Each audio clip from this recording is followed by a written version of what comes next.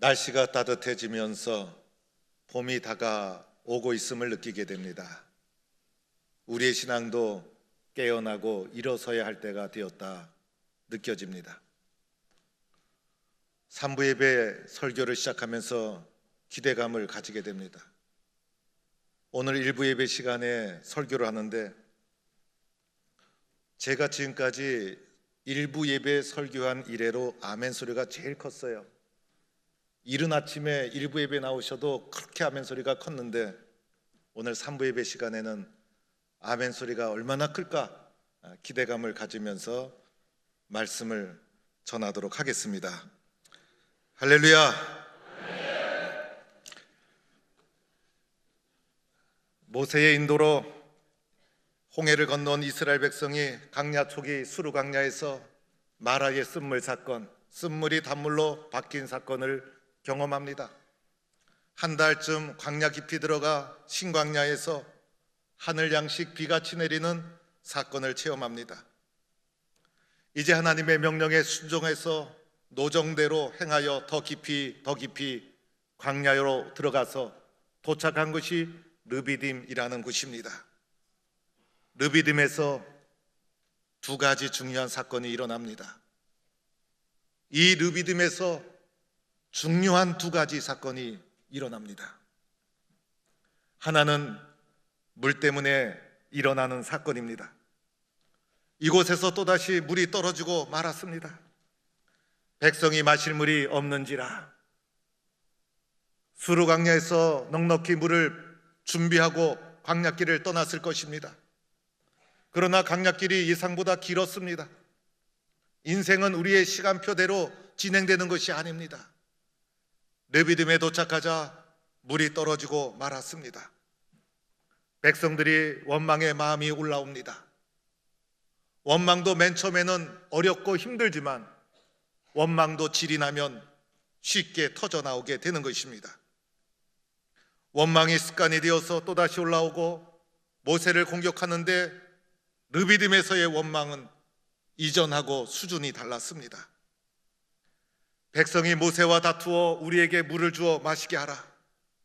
백성이 모세에게 직설적으로 거칠게 다투고 대들게 됩니다. 지도자 모세는 얼마나 당황했을까? 너희가 어찌하여 나와 다투느냐? 모세의 당황스러운 모습, 모세의 충격적인 모습이 담겨져 있는 것입니다. 어찌하여 하나님을 시험하느냐? 백성들의 이러한 행위는 하나님을 시험하는 행위였습니다. 광야길은 백성들의 믿음을 시험하는 하나님의 훈련의 과정인데, 오늘 물이 떨어져 원망하는 백성들이 도리어 하나님을 시험합니다. 하나님이 도대체 우리 옆에 계신가 안 계신가? 하나님이 도대체 우리를 인도할 능력이 있는 분인가 없는 분인가? 하나님을 시험하는 원망의 말씀이었습니다. 백성들의 원망 좀처럼 수그러주지 않았습니다. 백성들은 모세를 향해서 당신이 어찌하여 우리를 애굽에서 인도해 내어서 우리와 우리 가족과 우리 가축이 목말라 죽게 하느냐? 모세를 향하여 당신이라고 격하시키고, 백성들의 말 속에는 우리와 우리 가족, 우리 가축 모든 중심에 자기 자신만이 존재했습니다. 이 격렬한 원망, 마침내는 모세에게 돌을 던질 기세였어요. 이때 모세의 심정이 어땠을까? 온 백성의 원망의 소리를 듣는 모세의 심정이 어땠을까? 저는 이 모세의 심정이 조금은 공감이 갑니다. 교회를 이끌다 보면 문제가 생기면 담임 목사에게 가지고 옵니다. 그리고 모든 것이 담임 목사의 탓이요 책임으로 돌릴 때가 있습니다. 그래서 심지어는 담임 목사 하는 것이 죄다라는 말까지 들릴 정도입니다. 오늘 모세가 얼마나 할 말이 많았겠는가? 모세도 목마르지 않았겠습니까? 이 곤란한 문제를 모세는 하나님께 가지고 나갑니다. 하나님, 이 백성을 어떻게 해야 합니까? 조금 있으면 저에게 돌을 던지겠나이다.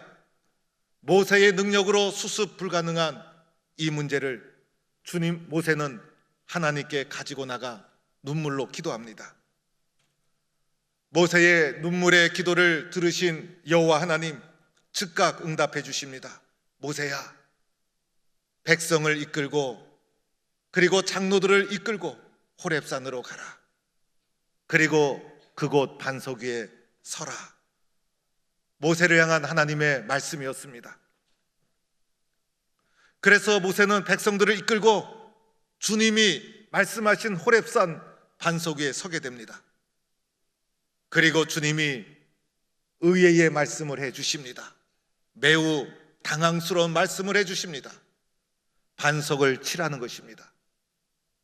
이 말씀이 매우 당황스럽지 않습니까?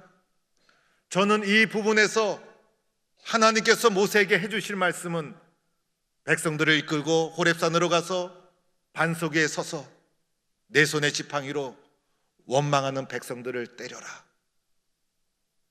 시도 때도 없이 원망하는 백성들을 쳐라. 이것이 하나님의 말씀이어야 맞다고 생각이 들었습니다.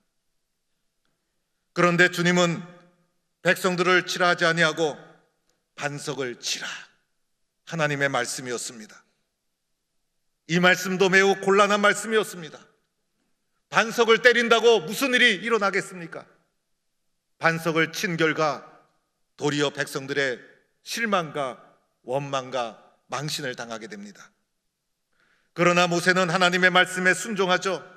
반석을 힘차게 내리치고 반석이 깨지면서 놀랍게도 물이 터집니다. 그래서 물 부족으로 생긴 다툼이 해결됩니다. 이곳 이름을 무리바 다툼이라 칭하게 되고, 무리바의 물사건, 바로 이곳 르비딤에서 일어난 첫 번째 사건이었습니다. 두 번째 사건은 무리바의 물사건이 수습되자마자 아말렉이라는 족속이 침략해오는 전쟁의 사건이었습니다. 아말렉이 무장을 하고 군대를 이끌고 이스라엘을 공격해 옵니다. 자신의 진영에 이스라엘이 행로 중에 들어왔던 것입니다. 아말렉의 군대가 침략해 오자 이제 이스라엘은 위기에 봉착하게 됩니다. 우리도 살다 보면 예기치 않은 세상의 공격을 받습니다. 예상하지 못한 침략과 공격을 받고 예상하지 못한 문제 앞에 우리가 서게 됩니다. 이때 젊은 여호수아를 부릅니다. 여호수아가 이때 처음으로 등장합니다. 모세는 여호수아에게 군사를 모아서 사람들을 모아서 전쟁터에 나가라. 젊은 여호수아 전쟁의 경험도 없고, 이 백성들은 전쟁을 경험한 백성도 아니고 광야를 유리방황하는 백성들, 이 전쟁을 어떻게 수행할 수 있을까? 아말렉은 무장을 하고 쳐들어왔습니다. 침략을 했습니다. 물사건보다 더 심각한 위기에 봉착합니다. 아말렉의 공격을 받아 광야 한가운데서 이스라엘 백성은 죽을 수밖에 없는 절박한 상황에 내몰리게 된 것입니다. 젊은 여호수아, 모세의 명령을 받아서 그대로 순종하죠. 모세가 여호와의 말씀을 듣고 절대 순종해서 반석을 친 것처럼 절망적인 상황에서도 모세의 명령을 여호수아는 그대로 순종해서 전쟁터로 나갑니다. 하나님의 역사가 일어나는 순간순간마다 믿음의 소중한 순종의 역사가 이어지고 있었다는 거예요. 여호수아를 전쟁터로 보내고 모세는 뒤에서 편안히 있었던 것이 아니었어요. 지팡이를 손에 잡고 산꼭대기로 올라갑니다. 이때 아론과 훌이 함께하고 산꼭대기에 올라가서 하늘을 향해 손을 들고 모세가 기도하기 시작합니다. 모세가 손을 들었다는 것은 하나님을 향해 간절한 강청의 기도를 드렸다는 것이고, 손이 내려왔다는 것은 기도의 중단을 의미합니다. 모세의 기도하는 두 손이 올라갈 때는 앞에서 전쟁을 수행하는 여호수아의 군대가 승리하고, 기도하는 두 손이 내려올 때는 여호수아의 군대가 밀리기 시작합니다. 세상의 어떤 힘보다도 강한 하나님의 능력이 기도하는 두 손에 함께하고 있었던 것입니다. 시간이 지나면서 모세의 두 손이 내려옵니다. 그러자 옆에 있던 아론과 우리 기도하는 모세의 두 손을 받쳐줍니다. 한 사람은 이쪽, 한 사람은 저쪽에서. 그래서 모세의 기도하는 두 손이 내려오지 않도록 양쪽에서 두 사람이 모세의 기도하는 손을 받쳐줍니다. 기도하는 모세도 힘이 들고 받쳐주는 사람도 힘이 들고, 그러나 한마음 한뜻이 되어서 힘을 다하여 기도하는 두 손이 내려오지 않았고, 마침내 아말렉과의 전쟁에서 여호수아가 크게 승리하게 됩니다. 승리의 진짜 원인은 여호수아의 용맹에 있었던 것이 아니라 산 꼭대기에서 함께 한 마음으로 하나님을 향해 두 손 들어 기도한 모세의 기도하는 두 손에 있었다는 것입니다. 이것이 르비딤에서 일어난 두 번째 사건입니다.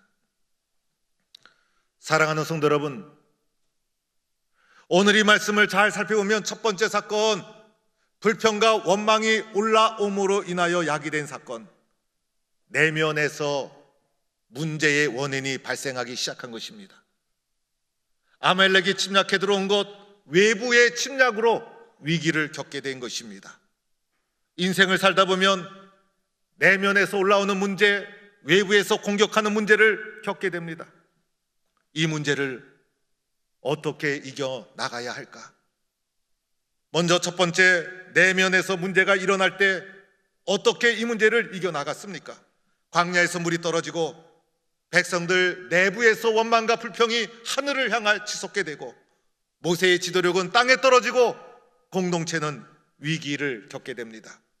우리가 인생길을 걸어가다가 이러한 위기가 우리의 삶 속에 찾아옵니다. 불평과 원망이 가득 차고 두려움이 찾아옵니다. 살아가는 의미를 잃어버리게 됩니다. 내면의 위기를 어떻게 극복해 나가야 될까? 이때 모세가 찾아간 것이 호렙산. 호렙산은 모세가 하나님을 맨 처음 만났던 바로 그 산이었습니다. 모세야, 모세야. 떨기나무 불꽃 가운데 임한 하나님께서 모세를 부르셨습니다. 모세에게 내 백성을 구원하라는 사명을 주신 말씀으로 모세를 만나주신 그 호렙산으로 하나님은 모세를 불러주신 것입니다. 이 호렙산에서 하나님은 이스라엘 백성을 살리는 생명의 말씀 십계명을 모세를 통해 그에게 주게 됩니다. 이 호렙산의 반석 위에 서라.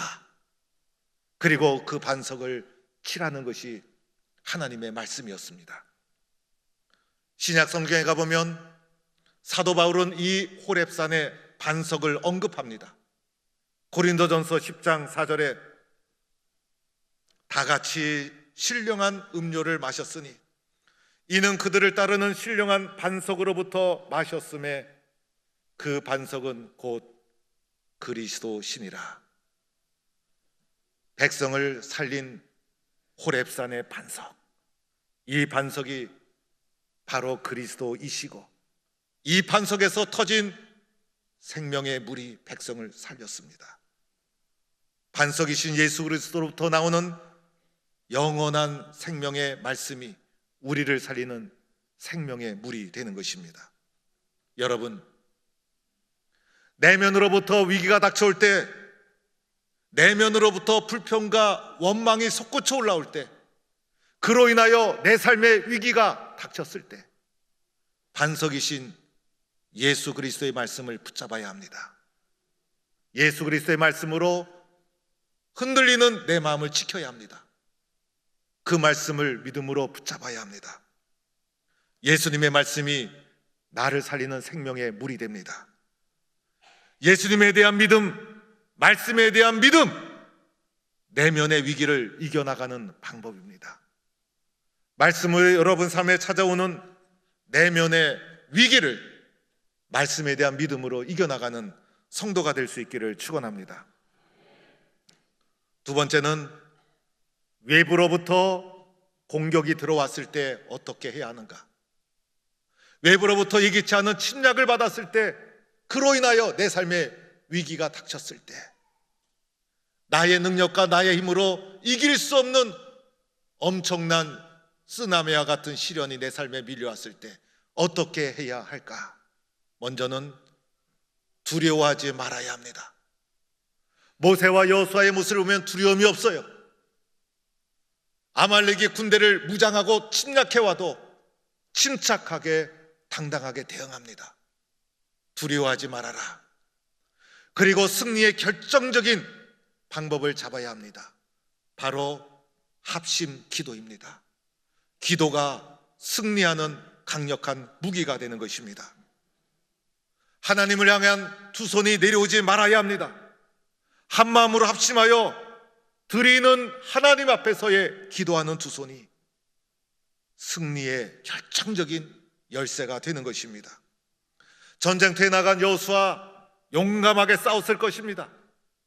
그러나 그것으로 다 이길 수 있는 것이 아니에요. 승리의 진짜 원인은 하나님 앞에 높이 들린 모세의 기도하는 두 손이었습니다. 하나님 도와주옵소서. 합심하여 올려드린 기도가 외부로부터의 공격을, 그리고 외부로부터 공격으로 인하여 겪게 되는 위기를 이길 수 있도록 만들어주는 결정적인 방법이었던 것입니다. 저는 이번에 새벽 청진군을 기도하면서 기대하면서 준비해 왔어요. 말씀을 전하는 저도 준비하면서 은혜 받고 말씀 전하면서 은혜 받습니다. 하나님, 이번 새벽 청진군에 하나님께서 저에게, 우리 교회에 어떤 은혜를 주실까요? 기대하면서 준비를 해왔어요. 그러나 예기치 않은 코로나가 밀려와서 연기를 할 수밖에 없었어요. 그러다 보니 기도하려고 잔뜩 기대감을 올려왔던 마음이 실망감으로 내려가면서 허전해서, 기도하지 않고는 안 되는 위기적 상황인데, 오늘 이 시대가 기도하지 않으면 안 되는 위기적 상황인데 이 위기적 상황을 어떻게 해야 될까? 기도하는 중에 하나님께서 제 마음속에 전교인 1만 시간 기도를 맞춰보아라 라는 말씀과 감동을 주셨어요. 우리 모든 성도들이 사순절 기간 동안에 교회에 와서 기도하는 겁니다. 1시간, 2시간. 그 기도의 시간을 다 모아서 1만 기도 시간으로 사순절 기간에 만들어 보자는 것입니다. 새벽 청진군은 많은 사람들이 모이는 기도의 자리라면 수시로 교회에 개인적으로 오셔서 기도할 수 있잖아요. 1만 기도를 사순절 기간에 함께 진행하는 것입니다. 우리가 마음을 합쳐서 1만 기도로 하나님께 영광을 돌린다면 여러분 삶 속에 모든 위기와 문제는 깨끗하게 해결될 줄로 믿습니다. 우리 앞에 밀려오는 모든 위기는 넉넉하게 넘어가게 될 줄로 믿습니다. 진짜 문제는 코로나가 아니라 내 마음에 있는 것입니다. 두려움과 불안을 어떻게 이겨나갈까? 두려움과 불안이 진짜 문제입니다. 사람들은 문제의 원인을 밖에서 찾습니다. 정치가 문제야, 경제가 문제야, 다른 사람이 문제야. 그러나 진짜 문제는 바로 나에게 있습니다. 사람의 문제입니다. 불안과 두려움과 의심과 염려를 어떻게 이겨나갈까? 두려움 때문에 아무것도 할 수 없고 불안 때문에 살 수 없는 오늘 이 순간, 합심하여 모세처럼 하나님을 향하여 기도의 두 손이 높이 올려진다면 놀라운 승리의 결과가 주어지게 될 줄로 믿습니다.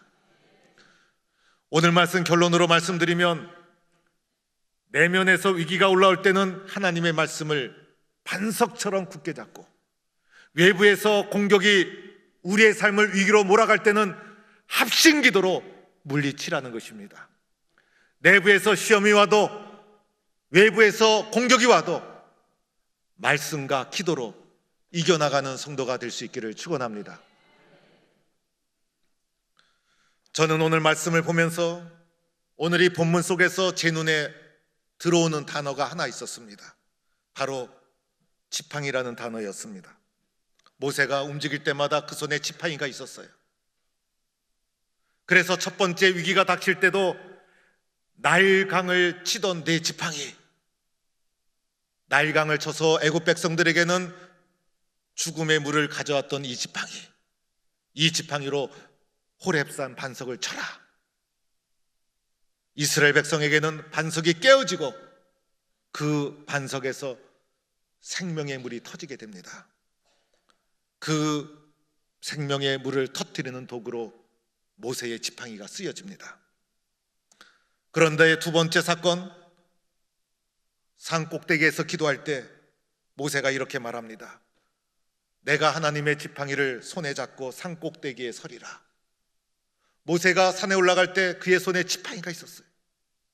이 지팡이를 모세는 하나님의 지팡이, 이 지팡이를 붙잡고 내가 산 꼭대기에 서서 기도하리라. 그래서 모세가 두 손을 들고 기도할 때 그의 손에는 그의 지팡이가 잡혀 있었어요. 이 지팡이가 무슨 힘이 있겠어요? 말라빠진 지팡이, 이 지팡이는 스스로 아무것도 할 수 없어요. 지팡이 자체에는 능력이 아무것도 없어요. 모세의 지팡이라고 해서 특별한 것도 아니었어요. 모세의 지팡이가 특별히 좋은 나무로, 특별히 값비싼 나무로 제작이 되었다고 말하지 않아요. 보통 지팡이와 똑같이 말라빠진 지팡이, 재질과 상관이 없어요. 분명한 것은 이 지팡이는 아무런 능력도 없고 아무런 생명도 없고 그리고 스스로 아무것도 할 수 없는 말라빠진 지팡이. 지팡이는 단지 도구일 뿐인 것입니다. 그런데 중요한 것은 이 지팡이가 누구의 손에 잡혀 있느냐입니다. 지팡이를 누가 잡고 있는가? 나쁜 사람이 잡고 있으면 나쁜 지팡이가 되는 것이고, 좋은 사람이 잡고 있으면 좋은 지팡이가 되는 것이고, 지팡이 자체는 나쁜 것도 아니고 좋은 것도 아닙니다. 누가 이 지팡이를 잡고 있는가? 모세의 손에 잡혀 있었기 때문에 볼품없는 지팡이였지만은 반석을 쳐서 생명의 물을 터지게 하는 지팡이로 쓰여진 거예요. 모세의 손에 잡혀 있어서 기도하는 두 손이 되었고, 그래서 승리를 가져오는 지팡이로 쓰여지게 된 거예요. 저와 여러분이 바로 지팡이와 같은 존재입니다. 지팡이에게 아무 능력이 없듯이, 지팡이 자체가 아무런 힘도 발휘할 수 없듯이, 저와 여러분, 말라빠진 지팡이와 같은 것이 저와 여러분입니다. 그러나 아무리 볼품없는 지팡이일지라도 하나님 손에 붙잡힌다면, 하나님 손에 쥐어진다면 생명을 살리는 지팡이, 승리를 가져오는 지팡이가 되어질 줄로 믿습니다. 오늘 우리들은 하나님 앞에 이렇게 기도해야 합니다. 하나님, 저는 쓸모없는 지팡이입니다. 하나님, 저는 아무것도 할 수 없습니다. 저를 하나님이 잡아주셔야 합니다. 저는 하나님 손에 잡혀 있기를 원합니다. 하나님이 저를 잡아주셔야 합니다. 하나님이 저를 잡아주시면 저는 반석에서 물을 내는 생명의 도구로 쓰여질 줄로 믿습니다. 어떠한 위기가 닥쳐와도 산꼭대기에서 기도하는 지팡이가 되어서 승리를 가져오는 도구가 될 줄로 믿습니다. 하나님 손에 붙잡혀 소중하고 존귀하게 쓰임받는 성도가 되기를 주의 이름으로 축원합니다.